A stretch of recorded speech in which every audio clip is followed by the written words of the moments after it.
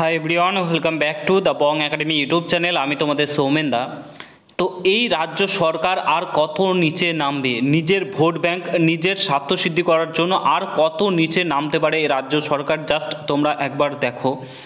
এই ওবিসি কেসের জন্য পুরো ছাত্র সমাজের জীবন, অ্যাসপিরেন্টদের জীবন পুরো নষ্ট করে দিল। দুটো বছর প্রায় নষ্ট করে দিল। 2 বছর কি এখনও কত বছর নষ্ট করবে তার কোনো ঠিক নেই এই রাজ্য সরকার। শুধুমাত্র ভোট ব্যাংকের লোভে একটা জাতিকে যাতে চাকরি দিতে পারে, রিজার্ভেশন দিতে পারে, রিজার্ভেশনের আওতায় আনতে পারে, তার জন্যই সরকার আর কত নিচে নামবে। শুধুমাত্র ভোট ব্যাংকের জন্য সমস্ত দিক থেকে ছাত্র সমাজকে বঞ্চিত করা হচ্ছে। এমনকি ছাত্রছাত্রীরা এইচএস দেওয়ার পর কলেজে ভর্তি হতে পারছে না, ওবিসি দিতে পারছে না, রিজার্ভেশন দিতে পারছে না, ওবিসি কাস্ট সার্টিফিকেট দিতে পারছে না। আর এই রাজ্য সরকার আর কত নিচে নামবে?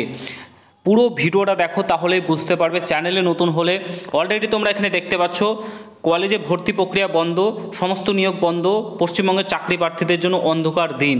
ঠিক আছে, তো পুরো ভিডিওটা দেখো। চ্যানেলে নতুন হলে অবশ্যই চ্যানেলটাকে সাবস্ক্রাইব করে পাশে থাকা বেল আইকনটাকে প্রেস করে দেবে। যখনই আমি নতুন ভিডিও আপলোড করবো তার নোটিফিকেশন সর্বপ্রথম পেতে অতি অবশ্যই চ্যানেলটাকে সাবস্ক্রাইব করে দেবে।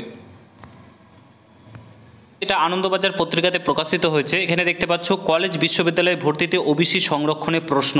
ঠিক আছে, ওবিসির জন্য কিন্তু কলেজ এবং বিশ্ববিদ্যালয়গুলিতে ভর্তি হতে পারছে না। বিভিন্ন বোর্ডে দ্বাদশ শ্রেণীর পরীক্ষার ফল একে একে প্রকাশ হচ্ছে। এরপরেই শুরু হবে কলেজের বিশ্ববিদ্যালয়ের কিন্তু ভর্তির প্রক্রিয়া।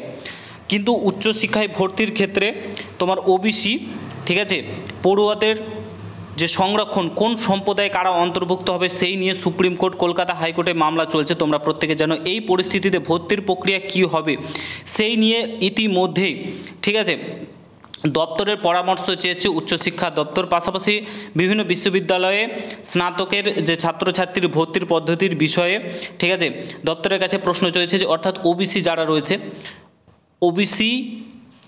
ওবিসিরা কীভাবে ভর্তি হবে, কিভাবে তাদেরকে ভর্তি করবে সেই নিয়ে কৃষ্ণ প্রশ্ন তুলেছে।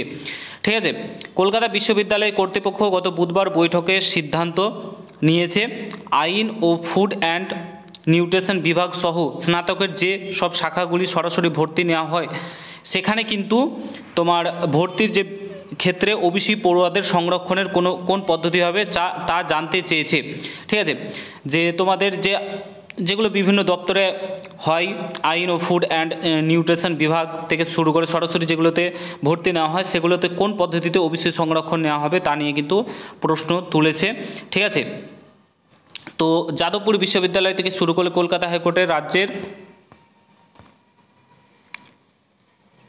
রাজ্য সরকার ওবিসি সংরক্ষণ নীতি বাতিলের পর ভর্তির বিজ্ঞপ্তি দিয়েছিল। শেষ পর্যন্ত বিশ্ববিদ্যালয় কর্তৃপক্ষ পড়ুয়াদের থেকে এই বিষয়ে ডিক্লারেশন নিয়ে ভর্তি নেওয়া হয়। ঠিক আছে, তো বুঝতেই পারছো যে বর্তমান পরিস্থিতি আজ মানে কতটা নিম্নমানের হতে পারে একটা সরকার যে এই ধরনের কাজ করতে পারে।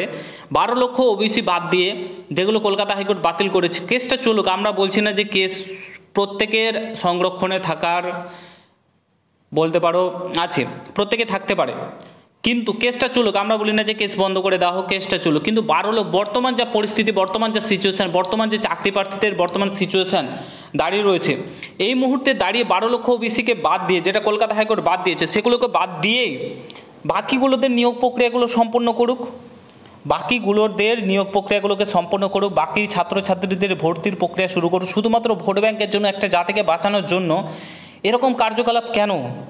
সবাই কেন এর জন্য ভুক্তভোগী হবে? এই ছাত্র সমাজ কিংবা এরা তো এই কাজগুলো করেনি, আপনারা এই কাজগুলো করেছিলেন, আপনারা সংরক্ষণ দিয়েছিলেন, সেটা আপনারা বুঝবেন।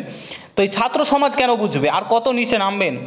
ছাত্র সমাজ কেন বুঝতে যাবে? আপনাদের ভুল করবেন, আপনারা যাকে তাকে ওবিসি সংরক্ষণ দিয়ে দেবেন, যারা অ্যাকচুয়ালি ওবিসি সংরক্ষণের যোগ্য তারা পাবে না, তাদেরকে বঞ্চিত রাখবেন এবং ভুলভাল লোককে ওবিসি সংরক্ষণ দেবেন। তো তার জন্য ভুক্তভোগী হবে এই ছাত্র সমাজ, অ্যাসপিরেন্ট চাকরি প্রার্থীরা এর ভুক্তভোগী হবে। কেন হতে যাবে? এর জন্য দোষী আপনারা এর জন্য ভুক্তভোগী হবেন। মানে সত্যি কথা বলতে ছাত্র সমাজের কথা, চাকরি প্রার্থীদের কথা কেউ ভাবে না।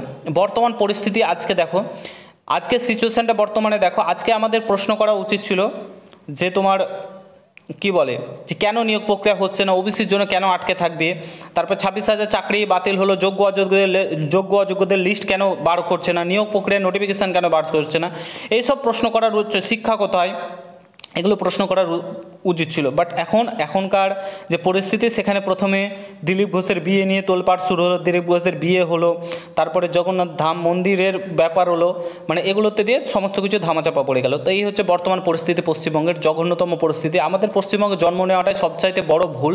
এর থেকে বড় ভুল আর বোধহয় জীবনে কিছু হতে পারে না। এটাই আমাদের সবচাইতে বড় ভুল যে আমরা পশ্চিমবঙ্গে ওয়েস্ট বেঙ্গলে জন্ম নিয়েছি। তো এ হচ্ছে ভিডিও, আশা করি বুঝতে পারছো, সমস্তটাই তোমাদেরকে বললাম। এটা টেলিগ্রাম চ্যানেলে পেয়ে যাবে, দেখে নিতে পারো। দেখা হচ্ছে নতুন ভিডিওর সঙ্গে। ভালো থেকো, সুস্থ থেকো, গুড বাই, জয় হিন্দ, বন্দে মাতরম।